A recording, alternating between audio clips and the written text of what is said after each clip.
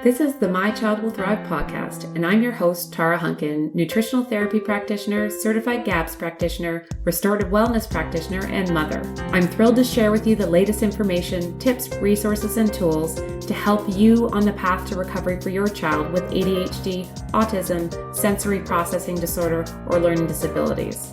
My own experiences with my daughter, combined with as much training as I can get my hands on, research I can dig into, and conferences I can attend, have helped me to develop systems and tools for parents like you who feel overwhelmed trying to help their children. So sit back as I share another great topic to help you on your journey. Today's podcast is sponsored by the Autism, ADHD, and Sensory Processing Disorder Summit. In order to learn more about the summit and to sign up for free, please go to www.mychildwillthrive.com/summit. Today I want to dive into a topic that everybody usually sort of glosses over, and the reason for that is because it seems so simple, but in the end it could be a barrier to all the other things you're trying to do with your child to help them feel better and be healthier. And what that one thing is hydration, and how much fluids or water and properly mineralized water they're getting in their diet every day. Now, before you tune out, give me a few minutes of your time just to go over some of the reasons why this is so important.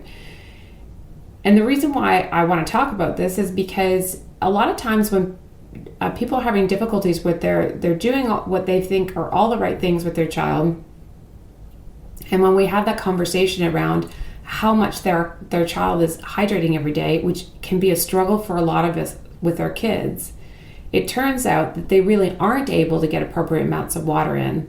And that really can both harm and also make all the other interventions you're doing that much more difficult to work. So if you stick with me just for a few minutes today, I'm going to make this a quick episode to go over why appropriate or sufficient hydration is essential to support optimal health and in our kids' optimal healing, and what that role of water is in the body and what the impact of it is, how and where water is absorbed through the body, and the importance of water quality and what that impacts, how much water your child should be drinking, and the sources of water in their diet. And just a few free tools that I have in the My Child Will Thrive resource library that can help you monitor your child's intake, and another couple other tools I've been trying out and like as well. So hang in there with me for a few minutes and we'll just go over this really important but often overlooked aspect of our child's treatment protocols. So we all know that we need to drink water, but understanding why it's important to understand it is about understanding how hydration impacts our children's progress. So the first thing we want to do is understand what the role of water is in the body, and it has many roles. So I'm going to list them out just really briefly. I won't go into detail in them, but the first one, it improves oxygen delivery to the cells. It transports nutrients. It enables cellular hydration, which you probably have learned a lot about things like mitochondrial health and cell wall integrity, and this plays a really important role in the cellular, obviously having enough water plays an important role in all of that. It moistens oxygen for easier breathing. It has a role in cushioning bones and joints, and absorbs shocks to organs, so being properly hydrated does. It helps in the regulation of body temperature, which our kids sometimes struggle with. It removes waste, so this is really important part of our detox system, which in turn helps flush toxins as well. It prevents tissues from sticking, lubricates joints, and another one really important to our kids is it improves cell-to-cell communications. It also helps maintain the normal electrical properties of cells and supports the body's natural healing process. So we also want to look at where we absorb water in the body. So the total volume of fluids ingested or secreted into the GI tract in an adult is typically 9.3 3 liters or close to 10 quarts. Most of that water flows through the GI tract and absorbed via osmosis via the small intestine. The remainder is excreted in feces.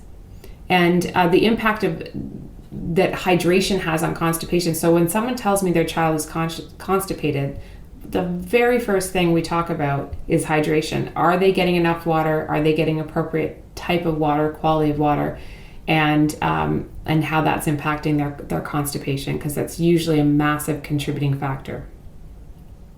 And then some of our kids go through both constipation and diarrhea because they have so many gut issues. So it also, obviously, when your child has diarrhea, they are excreting way too much water through their feces, and it dehydrates them.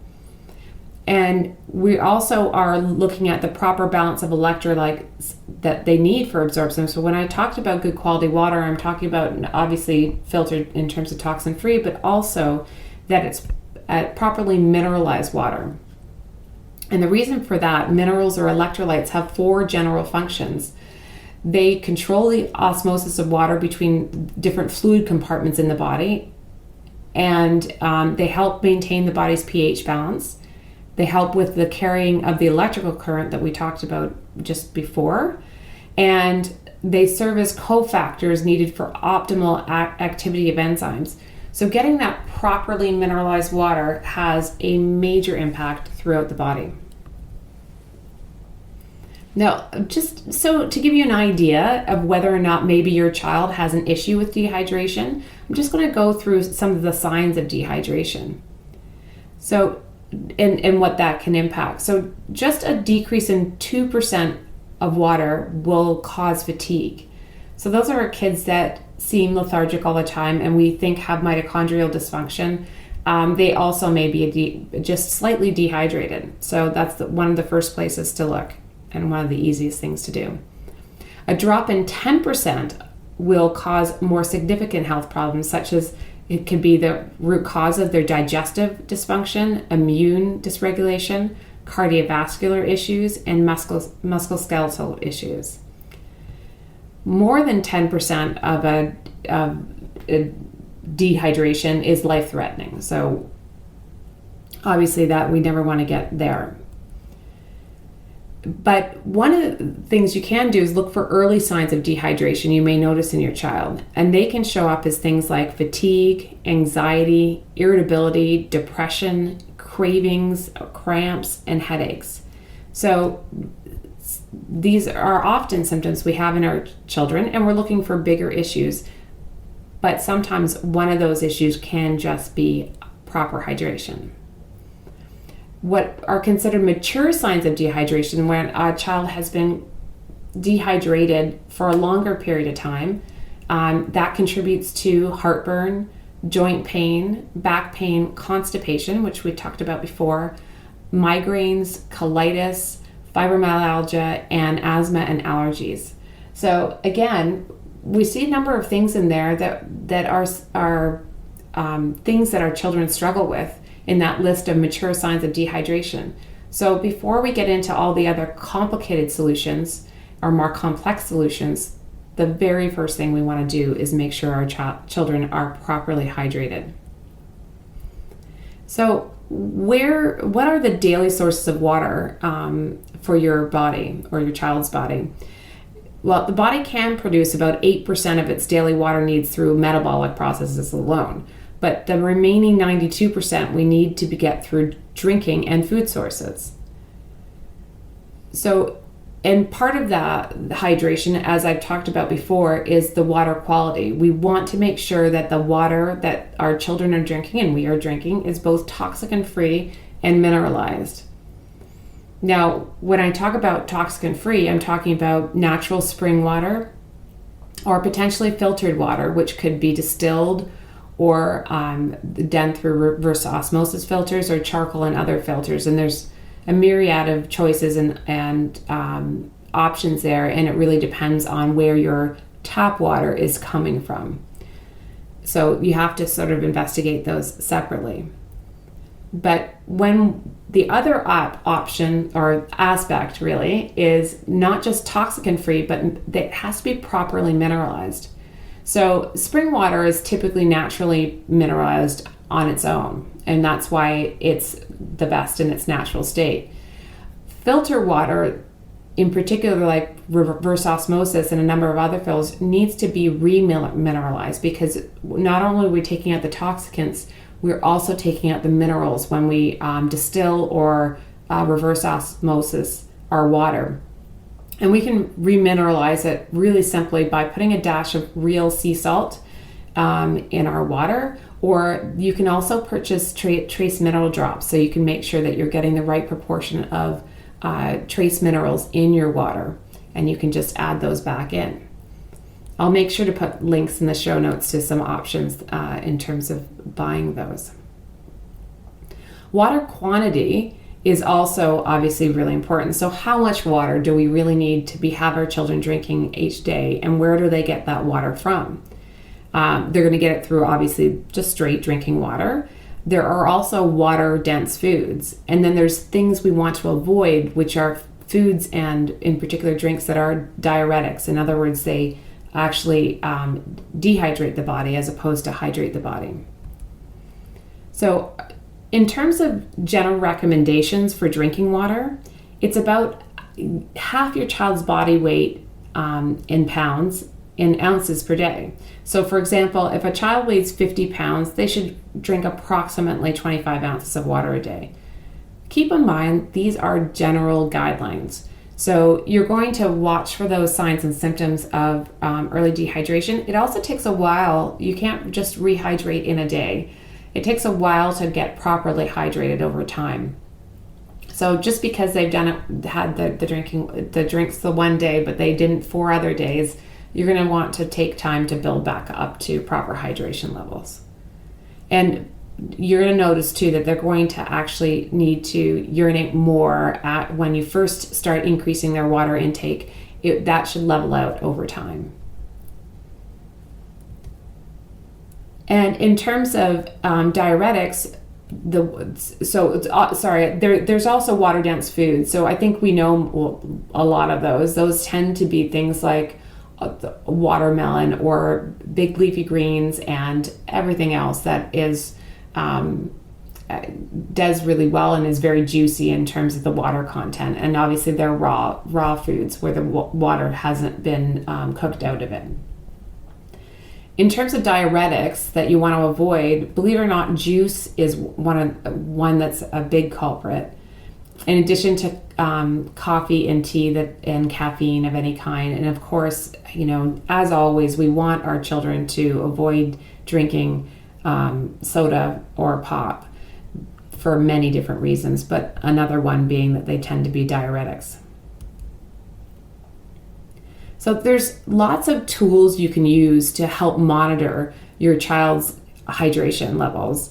In the My Child Will Thrive free resource library, we have a food, sleep, mood, and poop journal, which also includes tracking what they're drinking as well. And what I like to do is combine that with the biomedical and nutritional therapy tracker, which on that it's just a one-page sheet that says all the different things that we're doing to intervene with our kids right now. And one of them is highlighting the importance of how much water you want to make sure that they're drinking every day, so that everybody in the household knows that this is a priority. And it's not just an afterthought.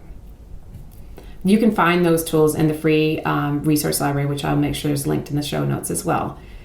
Now, there are apps you can use also to track these things. One of the apps that I like is Birdhouse for Autism. It's a fantastic app that allows you to track many, many different things, much more than water.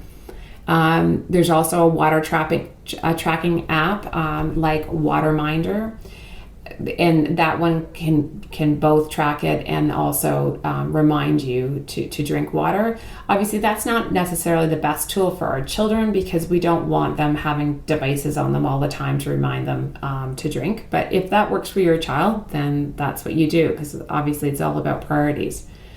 A really inexpensive trick that I sometimes use is every time they fill up their water bottle, put a rubber band around it. So that means that you can count the number of rubber bands in that day, and you can have your child have a goal of the number of rubber bands they need to have on their water bottle by the end of the day.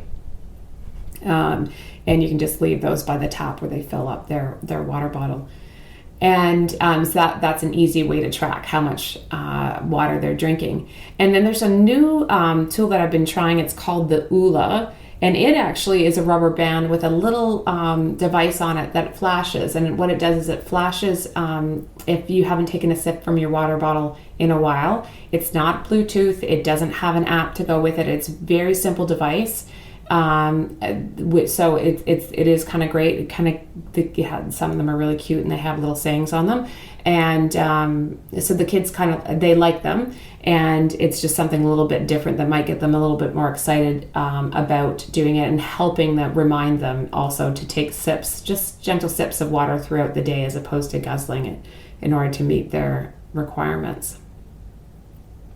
So I hope this has given you sort of an overview of why hydration is so important, and understanding that this can be it could be one of the keys to optimizing all the other things that you're doing.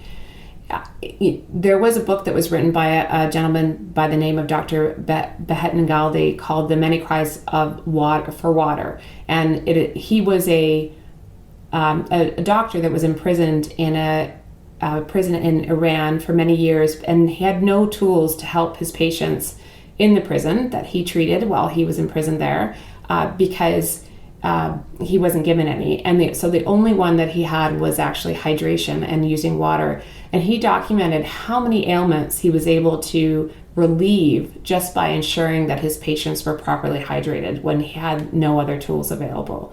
So it's a great example of the power of hydration, the importance of hydration, and why we as parents need to make sure that our kids are properly hydrated, because it will, without a doubt, improve their health and also improve the efficacy of everything else that you're doing with your child to help them feel better, be healthier, and recover. Again, I encourage you to dive into the My Child Will Thrive Research Library and grab the free tools that are in there. And let me know what your thoughts are on this, and maybe tell me some of the tricks and tips that you use to keep your child hydrated throughout the day. I look forward to talking to you again soon. Bye for now. My Child Will Thrive is not a substitute for working with a qualified healthcare practitioner. The information provided on this podcast is not intended to diagnose or treat your child. Please consult your healthcare practitioner before implementing any information or treatments that you have learned about on this podcast. There are many gifted, passionate, and knowledgeable practitioners with hundreds, if not thousands, of hours of study and clinical experience available to help guide you. Part of our goal is to give you the knowledge and tools you'll need to effectively advocate for your child so that you don't blindly implement each new treatment that comes along. No one knows your child better than you. No one knows your child's history like you do, or can better judge what is normal or abnormal for your child. The greatest success in recovery comes from the parent being informed and asking the right questions and making the best decisions for their child in coordination with a team of qualified practitioners in different areas of specialty. That's a wrap. Thanks for joining me this week on the My Child Will Thrive podcast. I want to share with you the free tools I've created to help you on your journey. So head to mychildwillthrive.com/library to get free access now. And as they say, it takes a village.